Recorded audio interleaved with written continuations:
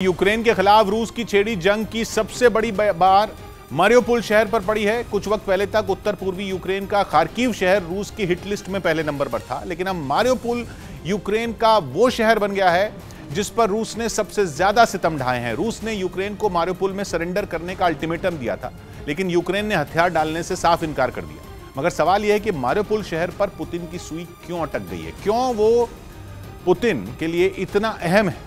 तो बात यह है कि रूस को यूक्रेन से जोड़ने के पुतिन के प्लान की पहली सीढ़ी ही मारियोपोल है, और इसकी वजह है मारियोपोल की खास लोकेशन।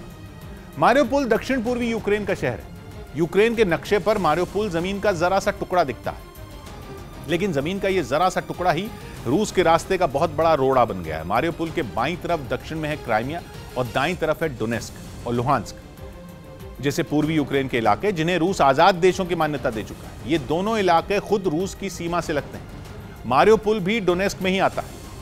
वहीं यूक्रेन के क्राइमिया पर 2014 से रूस का कब्जा है, और डोनेस्क और लुहांस्क में जिन अलगाववादियों ने बीते 8 साल से यूक्रेन की सरकार से जंग छिड़ी हुई है, उन्हें भी रूस का समर्थन हासिल है। मतलब मारियोपोल एक तरफ यूक्रेन में रूस के कब्जे और दूसरी तरफ उसके प्रभाव वाले दो अहम हिस्सों के बीच ही फंसा हुआ।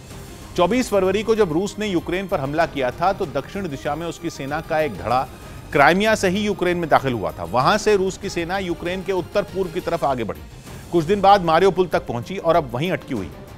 अब अगर रूस ने मारियोपोल हथिया लिया तो वो यूक्रेन की आधी जंग जीत जाएगा, क्योंकि इससे पुतिन की सेना के लिए क्राइमिया से लेकर सीधे रूस तक जमीन का रास्ता खुल जाएगा। क्राइमिया से रूस तक पुतिन का लैंड कॉरिडोर बन जाएगा।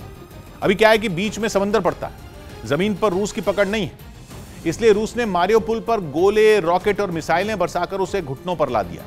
शहर का 90% से ज्यादा हिस्सा तबाह हो चुका है। वहां बिजली नहीं है, पीने के पानी की किल्लत हो गई है, लोगों के पास खाना नहीं है, दवाएं नहीं है। लेकिन यूक्रेन घुटने टेकने को तैयार नहीं, और रूस तो हार मानने वाला है ही नहीं। अगर मारियोपोल पर रूस की सेना का कब्जा हो गया तो उसकी ताकत और बढ़ जाएगी। इससे वहां जंग में जूझ रहे रूस के करीब 6000 सैनिक फ्री हो जाएंगे और यूक्रेन के लिए जंग का दूसरा मोर्चा तैयार करेंगे। मारियोपोल से निकलकर रूस की सेना यूक्रेन में किस तरफ जाएगी, इसके बारे में भी कई अंदाजे लगाए जा रहे हैं।